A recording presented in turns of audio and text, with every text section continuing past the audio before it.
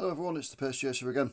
Welcome to another model review video where we look at some of the older die-casts you can get second hand. And today we've got the EFE Exclusive First Editions DMS style Fleetline. And the one we've got is catalogue number 31301, released in June 2006. So what I'll do, I'll have a look at the history of the rail vehicle type. We'll have a look at the production of the EFE model, which if anything is more complicated than the rail vehicle. And then we'll talk about the history of the actual bus modelled THX 646S. And then we'll have the all-important look around, see what's good and what isn't on the model. And then we'll talk about price and that kind of thing if you want to get one for yourself. So until the 1960s, London Transport had mainly bought bespoke vehicles that were designed specially for them. They were designed to be maintained in the way that London Transport maintained their vehicles. So for example, with the Route Masters, if they had a dodgy gearbox, they would take the gearbox out, put another one in, and then repair the old one at the leisure, either at the depot or at the central works. You could change the gearbox in a Route Master in a few hours, and you could change an engine in an 8-hour shift. However, towards the end of the 1960s, London Transport needed to economise, so they started to buy off-the-peg buses, starting with single-deckers, and then in 1970 they moved on to buying double-deckers with the Daimler Fleetline, which is what the EFE model represents. Between 1970 and 1978 they bought 2,646 of them. The first ones had bodywork by Park Royal, but some of the later ones had bodywork by Metro Camel Wayman. In 1976 the Fleetline was rebadged as a Leyland product, and at about the same time the 4-leaf doors were substituted for 2-leaf versions that looked a bit more modern. The first 2,200 or so were had shrouds on the engine to mask the profile of the rear. I'll just demonstrate what I mean on this Corgi Hong Kong Atlantean. Although on the London Fleetlines the rear of it was thinner, it wasn't as substantial as that, but that they had panelling basically to disguise the cutaway at the back. And then the last 400 of them were built to what was called the B20 specification, which this is a model of, with a bit of a cutaway but these strange chimneys, as you can see, either side of the rear lower deck window. The idea was they had this instead of a conventional radiator system, so the offside one was an intake. It pulled cold air in to cool the engine, and then the hot air, after it had been through the cooling system, was blasted out of the near side. It was supposed to have two effects. One was to make the bus quieter inside, because Londoners apparently had complained about the noise inside the saloon. I found that a bit strange because I travelled many miles in Fleetlines and I always found them disappointingly quiet, to be fair. But Londoners had complained about the noise, so that made them quieter, which it did. It was also supposed to make the bus more reliable, which unfortunately it didn't. So these buses are generally known as DMS types, but there were in fact 3 type codes. The first batches were all DMSs. The D stood for Daimler, the M stood for either mono or multi depending on the use of the vehicle, and the S stood for standee. Basically they had seats for 68 passengers, 44 upstairs and 24 downstairs. Then at the front they had a big open area for standees, people to stand in. The DMSs were designed to be worked by just the driver, and they had a 2-part entrance. The front part of the door there led to the driver. You just paid the driver as normal, but the rear half led into a system of barriers leading up to a machine known as a AFC, an automatic fare collection machine. And you put the coins into that, and when you put the right amount in, it released a turnstile which allowed you into the bus. The AFC machines had 2 problems. First of all, Londoners didn't like them and would prefer to queue up and pay the driver. And secondly, they weren't very reliable. They had a system of levers and things inside them, quite a delicate system, designed to recognise the coins that had been put in, but unfortunately a delicate system of levers didn't appreciate being bounced and shaken about on a moving bus all day long, so they started to fail quite regularly, and then people would put the money in and not be able to get through the turnstile and end up trapped in the barrier system and have to come back out and go back through the other bit of the door to get round past the driver. London Transport had a big push in 1974 to try and get people to use the AFC machines. They painted the back part of the entrance door yellow. They put big yellow posters down the side of the buses to promote the use of them. They deployed inspectors to help people to use the machines, but it didn't really work. People still didn't really use them. Also in 1974, London Transport decided to slow down the process of bringing in driver-only operation So they ordered some batches of these Fleetlines that were suitable for being worked by a conductor. So they didn't have the system of barriers or the AFC machines. In place of the AFC machine, they had a bench seat for 3 along the near side. The standing capacity of the DMS was 21, but the conductor version, which was known as the DM, was just restricted to 5 standees, and that was so the conductor could move around the bus. So as I said, the conductor buses were classified as DMs. And then in 1980, some of the DMs were fitted with ticket machines and changeover signs on the front, which could be put to read either pay driver or pay conductor. So they could be used either for driver-only operation or with a conductor as appropriate. And those buses were reclassified to D, although a lot of them still carried DM on the outside. They didn't bother to take the M off. So as I say, there were 3 codes, but they were generally known as DMSs by people. In 1978, the last of the Fleetlines was delivered to London Transport. This bus that's been modelled here by EFE DM2646. And then in 1979, the year after, 2 things happened. First of all, the unpopular AFC equipment was finally abandoned and was removed from the DMSs. And secondly, the first of the Fleetlines was withdrawn from service. The first ones to be withdrawn went for scrap because they'd been stripped for spare parts, but most of them subsequently went to Ensign of Purfleet, and they're the buses that Ensign made the name with. They went on to buy just about all of the remainder as they were withdrawn from service, and they sold them on to other operators. London Transport were under intense scrutiny in the 1970s and 1980s because a lot of politicians thought, probably correctly actually, that they wasted money. And when they started to withdraw fairly new vehicles that had done barely half of their expected life, there were a lot of questions asked.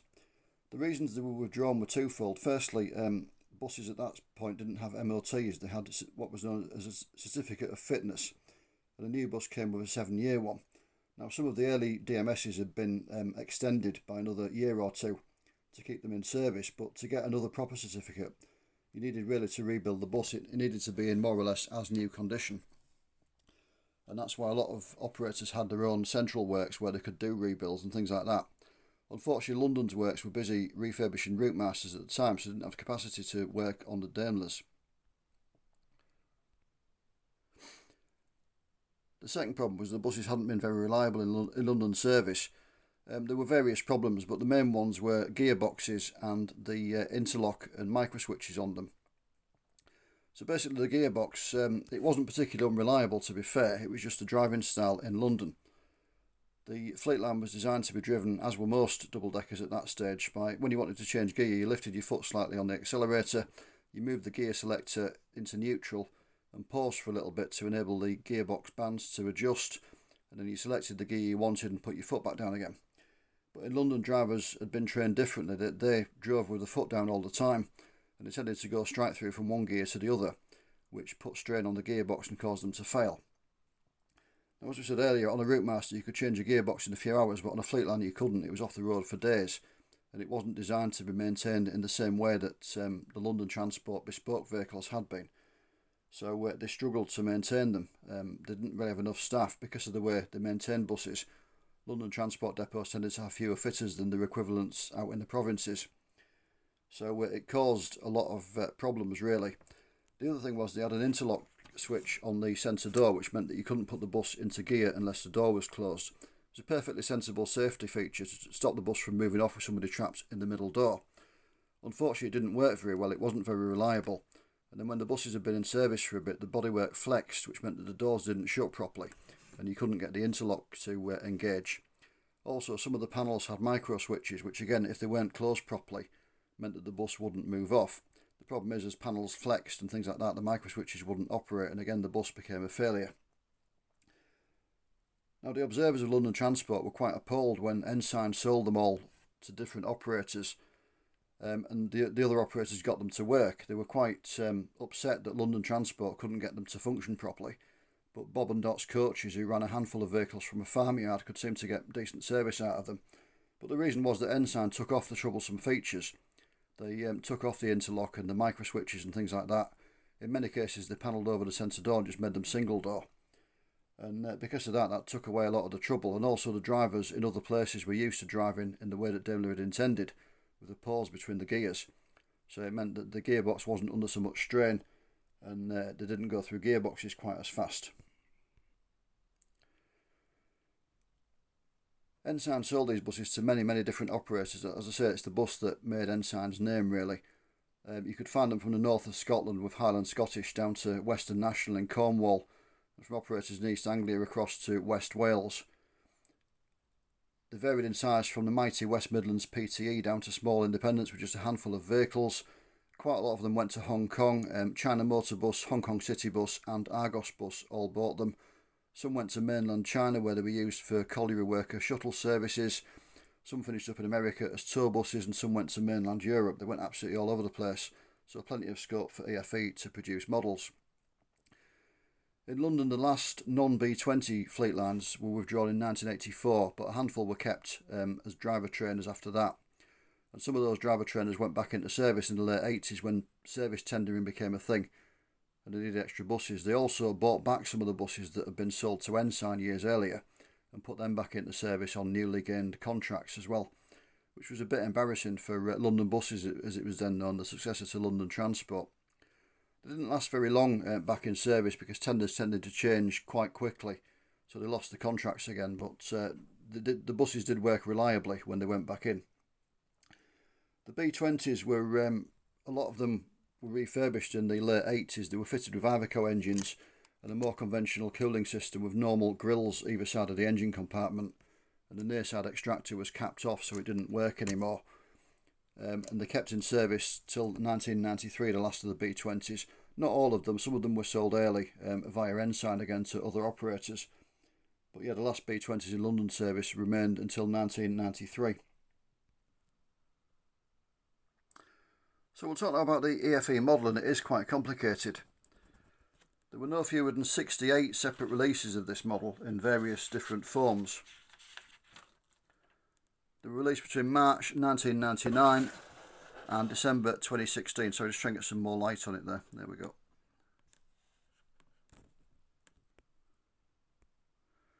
But yeah, March 1999 to December 2016, 68 different releases. There were 11 variations that I can make out. 2 doors with the engine shrouds, 1 door with engine shrouds, and a 4-leaf door, 1 door with engine shrouds and a 2-leaf door, 1 door with an engine bustle, which all had 2-leaf doors. However, some of them were modelled as if they had 4-leaf by painting the extra pillars on the doors. There was 2 door with an engine bustle as well, and then there was the B20 style 2 door. The incorrect version, which this is with a 4-leaf door, I'll explain that in a little bit. And then the correct 2-leaf door style as well. They also did open top versions with 2 doors and a flush rear, with 1 door and an engine bustle, 2 doors and an engine bustle. And then there were various other little bits and pieces of variations. They did a Hong Kong driver trainer version that didn't have the upstairs seats. They just omitted the upstairs interior because the real vehicle had its upstairs seats removed. And they did the Chinese versions, which had different windows. They had the full depth sliding windows that Hong Kong buses had at the time. So yeah, there were quite a few variations of it.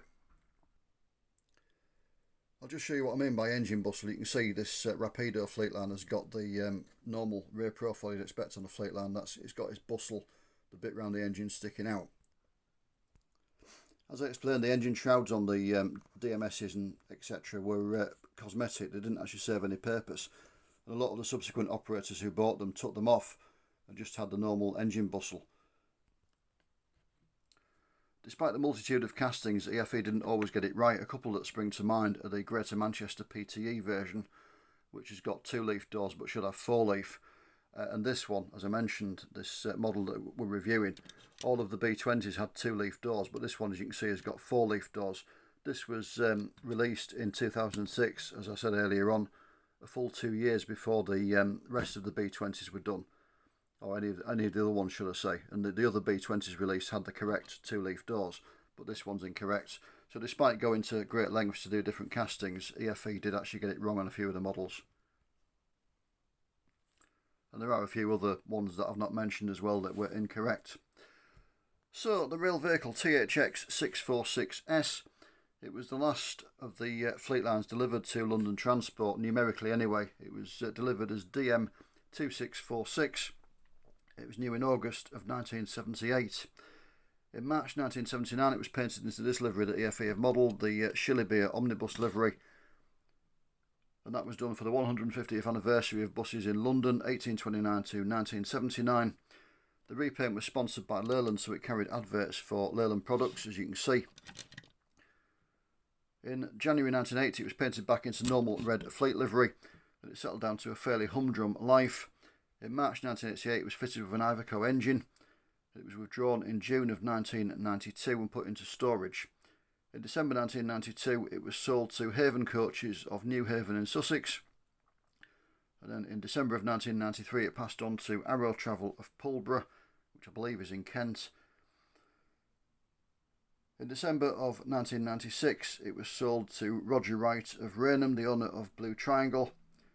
Then in 1998 it passed to Eddie Norn, a private preservationist, and it was donated to the Ensign Bus Museum in September of 2004, and it's still in the Ensign Bus Heritage Fleet as we speak. It's back in the Shillibeer livery that is modelled in here, but it doesn't have the side adverts on. It has instead an Ensign Bus name above the door, and in the equivalent position on the off side above the driver's signalling window. I do apologise for the lighting in this video. It's because the bus is dark green. It's proving really hard to light up. I am trying my best to get some light on it, but if it's a bit indistinct I do apologise, like I say. But anyway, we've done the history. Let's have a look around the model. So we start as always with the front. The front dome is good. The front dome of the rail bus was quite square looking, and that's captured really well on this, as you will see if my camera ever focuses. There we go. So yeah, the shape of it's captured really well. The upper deck front windows are good. They're arranged with the glass in a slight V shape as the rail ones were. The opening windows are partly moulded in as well as some reliefs and not just painted on. The early ones, the windows opened by pulling inwards. The later ones, they pushed outwards, but they look the same from the outside, and that's modelled here. Some of these buses did lose their opening windows in later life, but EFE I don't think have modelled that. They've only done them with the opening windows, but they look pretty good anyway. Between next panel is nice. There's a couple of panel lines on there which you can't really see because of the dark green colour. The adverts it carried for the Leyland Titan and Leyland National are well represented, and destination blind is printed on. A lot of the subsequent owners rebuilt the destination blinds to their requirements, so EFE have just printed it so they can do all the different variations, but it looks pretty good. This one obviously London service on Route 134 to Tottenham Court Road station. The indicators on the DMS were put between the decks, and they're modelled nicely, as you can see. The windscreen is good. It was a kind of barrel shape which is represented pretty well here. It's not quite 100% accurate, but it looks close enough for jazz, shall we say. The wipers are a separate fitting, I think. Yeah, they appear to be. Either that or they're moulded in and picked out, but either way they look really, really good. And the front panel looks nice as well. Just a word of warning, if you've got one that's registered as an earlier vehicle, like one of the J suffix and I think the K suffix as well, the lights are wrong. EFE only did this version of the headlights with them over here, but the earlier buses had the lights on this panel, so they were closer in, and the side lights were down here next to the headlights. So this represents the later panel, and that's the only one EFE have done. So if you've got an earlier bus, it might be incorrect. Registration plate printed on. This is in the correct position for a later vehicle. Again, the first couple of batches had it on this panel at the bottom, but this panel on the rail bus was removable and it exposed the towing eye. Now, as we explained earlier on, they spent a lot of time being towed back into these buses when they were in London service, and London Transport were worried that one day one of the garages had put the incorrect front back on one and it would go out showing a wrong registration number. I don't think it actually happened, but they were worried about it, so they moved the registration plate up onto this panel, which wasn't removable. If we go around to the near side, the general impression of it is pretty good. Again, the cove panels are a good shape. The windows are the right shape and size. Try and get the camera to focus again. The opening windows again are moulded in as well as being picked out in paint, so they look really, really good.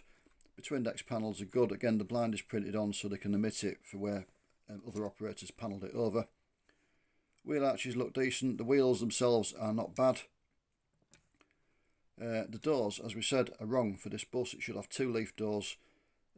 As a representation of the 4-leaf doors, they're pretty good. They've got the thick central pillar there, which was a feature of these buses. The step looks good, it's about the right width, as is the central step as well, the centre door step. That looks pretty good. I'm not quite sure what the plan is for this bus. Obviously you can convert them to 2-leaf by cutting out the separate pillars. You need to replace the door glazing as well, because the glazing on this is moulded so it fits into the apertures, so you end up with ridges on it. So you need to cut the glazing unit, put the windows back in and just replace the door bit with clear plastic. But it is possible to do it. I may well do that. Obviously a dab of paint where you've cut out the extra pillars. I might even repaint the bus completely, but we'll see. I'm not quite sure what the plan for it is at the moment. We come around the back. Again, apologies for the lighting. It's not reacting very well, this green paint, to the light. If it was a normal DMS, the back would be pretty good, but for a B20 it's incorrect. As you can see, they haven't actually done a separate casting for the B20. This bit here appears to be just stuck on, basically. So it's a normal DMS with an engine bustle showing without the shrouds. And they've just stuck this bit with the chimneys on. The problem with that is that the B20s are actually slightly longer. They were 6 inches longer in real life at the bottom. So the bottom part, the engine bustle, stuck out further than the rest of the back. And as you can see on this one, it doesn't. They're flush with each other. But again, EFE had done enough versions of the casting as it was without doing a separate B20 one. So you can see why they didn't bother. Again, the later ones that were 2-leaf doors were the incorrect length as well. They just used the normal casting rather than doing a separate one and put the B20 modifications on. You can also see the grills, which it wouldn't have had. When they were new, they didn't have those. The chimneys replaced them. But again, it's because it's the actual normal DMS casting rather than a bespoke B20 one. Go around to the back. Again, the back dome is a good shape. It's about right as it should be. The emergency exit is also good. The handle modelled there. The kind of rain strip that went round it. Adverts printed on. Back panel looks good. The blind and the registration plate printed. They would have been behind glass, obviously in real life, both of them. But a lot of operators panelled them over and things like that. So again, it just enables EFE to do the variations. The engine bustle is good as far as it goes, but it's not quite right. The B20s, the chimneys were slightly broader than the model here. And the back window was slightly narrower than normal. But this has got the normal width back window because it's just a normal DMS casting. So as a result, the chimneys are slightly thinner than they should be. And then when you come down onto here, the B20s had the lights in a recess, in like a moulded recess in the engine cover rather than sticking out. But again, because these are normal DMS lights, they stick out. So it's not quite correct, but having said that, if EFE hadn't done a B20 and you went to do your own, you'd finish up with something that looked very much like this. So around to the offside, again it's got a grille which is kind of printed in black there. You can't really see it because of the lighting, but it shouldn't have a grille unless it was an Iveco engine one, which in this livery it wasn't at the time anyway. And again, the bustle doesn't stick out further than the back, which it should do, but otherwise than that, pretty good. Let's try and get some more light onto it. There we go. But yeah, again, general shape and size, windows, very good indeed. Staircase panel nicely modelled. The driver's signalling window there is very good. I think this model should have mirrors. They did put mirrors on them, but this one I bought second hand unboxed and the mirrors have been broken off it. It does appear that some glue marks, that somebody's tried to glue them back on and not succeeded. But it's one of them things you don't really notice that they're missing unless it's pointed out to you. Let's have a look at the roof. Nice panel lines done nicely. You've got the protective dish for the radio antenna there. And then we flip over to the chassis. Basic representation of the chassis detail as you would expect from an EFE model. The underside of the engine there modelled, but not much otherwise to report. And we go on to the interior. As always with an EFE model, again I apologise for the lighting, I really am sorry about this, it's not picking it up very well at all. But yeah, it's actually a nicely detailed interior. It does benefit from being painted to bring the detail out. You can see the handrails moulded on the back of the seats there. And it all looks very good, but it does benefit from being painted. while I've got the bus apart to sort the doors out, I might well repaint the interior.